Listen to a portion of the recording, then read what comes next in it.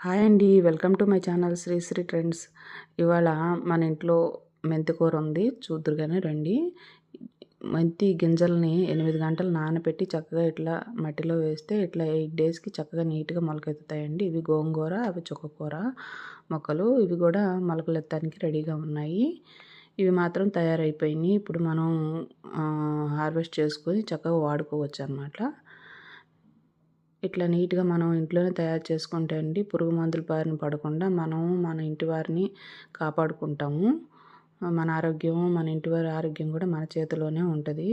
ఇట్లా అందరూ ట్రై చేయండి. మాక్సిమం పప్పు వేసుకుంటారు కాబట్టి రోజు పప్పులో ఇట్లా ఒక ఆకుకూరని ట్రై చేస్తే చాలా బాగుంటుంది. ఆరోగ్యంగాను ఉంటారు. ఇదిగోండి ఇంత చక్కగా ఒత్తుగా వచ్చినాయి నీట్‌గా.